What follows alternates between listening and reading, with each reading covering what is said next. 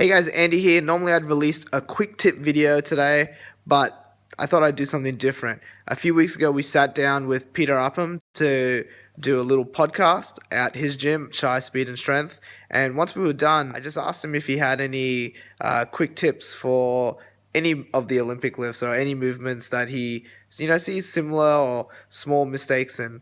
What we got was something a lot better. We got a full diagnostic of how he goes through the jerk in particular, and we talk about front rack, we talk about simple like dip mechanics, as well as overhead stuff as well. I hope you guys enjoy it. Tell me what you think, and hopefully we can get Peter back on again. Thanks again, Peter. I think the first thing that's well worth, pointing out is if you're offering a solution, then we should step before that is there a problem? Okay, what is the problem we're trying to solve here? Anytime you've seen somebody, they're advancing the weight on their clean and jerk, or their jerks in the rack, and it seems to fall off very, very quickly, and so everything's fine, and then certainly what you would consider to be well short of what their potential in terms of their strength. They're now missing reps. The bar's getting shot, who knows where, usually forwards. What is going on here? Okay, yes, it could be fixation problem, it could be footwork, okay. Let's talk about whether it could be something before that. So racking and then what's happening during the dip, okay. So if you go back and have a look at some of these missed reps, if we're seeing a poor interface of the bar on the body, so that even if we don't think there's a problem with our dip, but certainly the fact that the bar is in the hands, it's moving, it's not sitting there nicely, okay, is that a problem, okay? Then the dip itself, is this person breaking too much at the hip, okay? And this could be something that you may have seen in their squatting. So the person who starts squatting and the cue that they've come from is, or they've been repeating over and over again, is that they are sitting back in their squats. They're breaking predominantly at the hip, okay? That could end up being displayed somewhere or turning up in their jerk as well. So they may be breaking too much in the hip and not enough in the knee. They may be creating too much body length, okay? So if I put a 15 kilo bar on here, think about the difference between if I have you execute front squat plus push press for the time being. So we're basically eliminating the issue that would come with how you would receive a jerk if it was a power jerk, a split jerk, a squat jerk. We're just working on the mechanism of how is the bar interfaced with the body in the front rack, okay? How is that different to what's happening in my front squat? And then where is it going and how is it getting there just in the push press? So we're eliminating issues with foot sequencing and this kind of thing, okay? So go ahead and just unrack that bar, okay? And I want you to front squat it, okay? And then new breath and push press. And so we'll take 2 or 3 of these to see how that looks.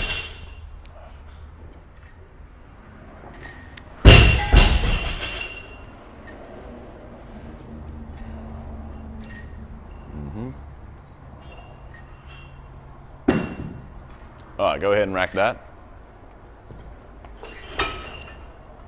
All right, well, from that, I mean, there's not a huge difference between what you're doing in the upper body. And out of the ascent of the front squat, okay, the bar gets light a little bit, okay? If ever you start to feel that little finger coming off, you can go ahead and pop the bar and get that hand on a little bit more.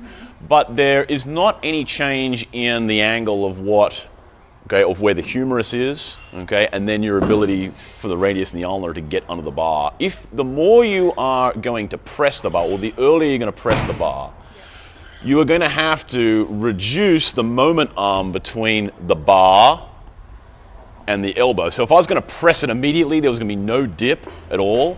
I'd have to go ahead and have that elbow underneath. Otherwise, I'm kind of like rotating, okay? So let's do this. Let's see this time if we can front squat.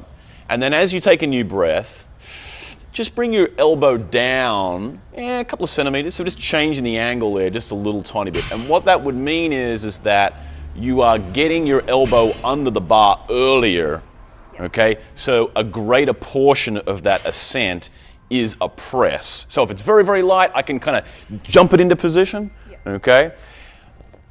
As it gets heavier, I'm gonna have to get that elbow under the bar earlier and earlier and earlier. So this time, let's make it front squat, new breath, elbow comes down a little bit, and then push press it. And act like it's very heavy, okay?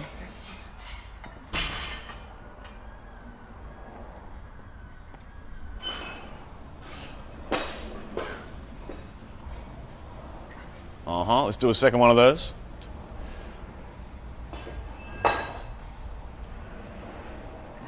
All right, down and rack. All right, so coming back to the first thing we talked about, a solution to a problem.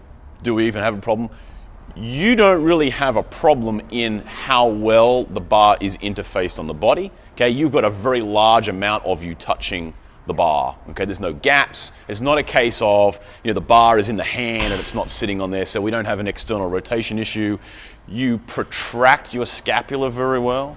Okay, so some people think about how they are kind of pinned back here and they're kind of like this. Okay, now if they're coming, I guess, from a CrossFit background, and the bar's very light, okay, and they can blaze away with 25 kilos over and over and over again for 20 reps at a time, it's not a problem. For you, we have to think about what is that going to look like when there is a lot more weight. Okay, is the weight just kind of smushing down onto the body, and it's okay? We're okay. You might see like top level, like say male lifters who empty bar, the bar is not hitting them. Okay, but as it gets heavier, it sits down there. But certainly we have to think about, okay, if you are push pressing with a high elbow position, are you missing reps later on as it gets heavy that we could solve that problem by just getting that elbow underneath a little bit more so that you could fixate a little bit more authoritatively, okay? All right, so that is just a cue for you. You don't have a mobility thing we have to solve.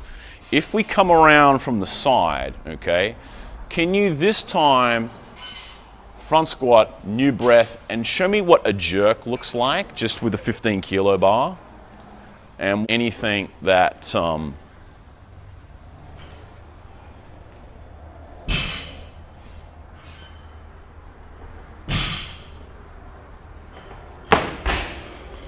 let's do a second one. Second squat as well. Yes, please.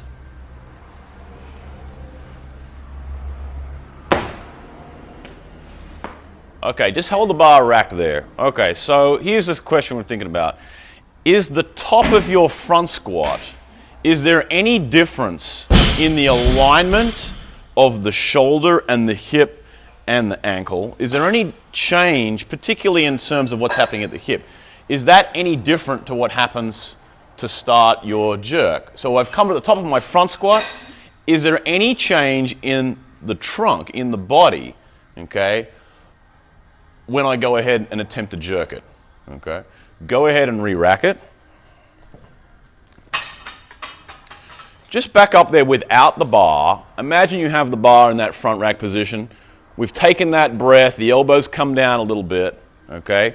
Now, if I said to you that as this gets heavy and you start to, okay, we're getting up close to a very, very heavy clean and jerk, okay? As you start to dip, okay, show me what would happen if you dipped too far, okay? So dip further, and I want you to stop at the bottom of this dip, okay? As you continue to dip any more than that, certainly as much as you have, now your hip is starting to get out the back a little bit. You're starting to create some body lean, so stand up again, okay?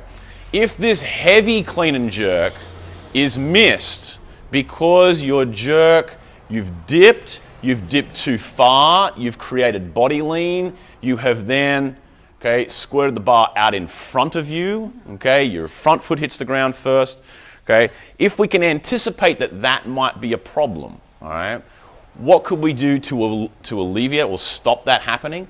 Think about getting into a slight hip hyperextension so that so either the cue might be lean back as you take this new breath before you jerk, or if I say to you, hey, think about being a little bit tighter in the glutes so that your hip just comes forward a hair, okay? Just try to dip now with that very, yes, okay, do 5 or 6 of those. It feels so much more solid even without a barbell. Okay, now the other problem is, show me the most hyperextended kind of position that you can possibly get, okay, with really arching your back. Yeah, okay, that's pretty. Now, so if someone was doing that, what the heck could we say to them? Well, we'll say 2 things. Not just, hey, be a little bit more tighter in the glutes, but be tighter abdominally as well. So show me tighter glutes, get that little bit of hip hyperextension now, but also be tighter abdominally, okay? So new breath, just show me how the dip just by itself looks like, okay? Because I feel like those 2 things go together. That if you're going to be a little bit of hip hyperextension, then you're going to have to stay pretty tight abdominally as well, okay? Then you can start to see the need for wearing a belt and this kind of thing, okay? All right, so if we go back to the bar, we'll unrack it. And what I want you to do is this. I want you to front squat, okay? But when you get to the top of it, let's take a new breath and let's think, hey, a little bit of glutes, a little bit of lean back, okay? Dip and jerk it, all right? So front squatting.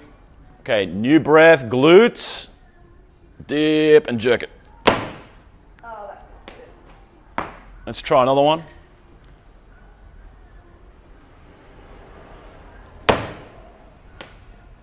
Go ahead and rack that.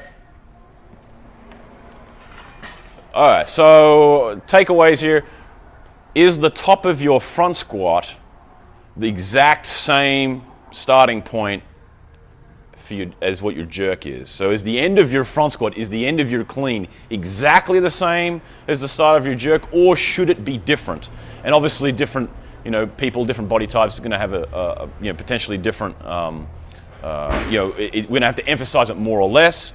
But certainly the person who really dips along, almost like a quarter or a half of a front squat, they may not be able to get a decent oscillation on the bar. They're not enjoying any sort of whip out of the bottom, okay? And they may be missing reps because of that, okay? Certainly the trajectory out of that dip may be too far forwards. So that could be a cue that you might start to include, and maybe the best way to lay it out is, rather than distracting people with their clean, let's just front squat, okay, new breath, push press, so you don't have to worry about the feet.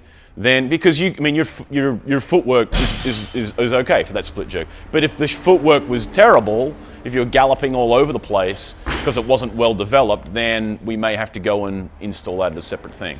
So, there you go. There's your quick tip. Maybe more glutes and more abs for our dip. Okay, and see if it's if you get anything out of it. Very cool.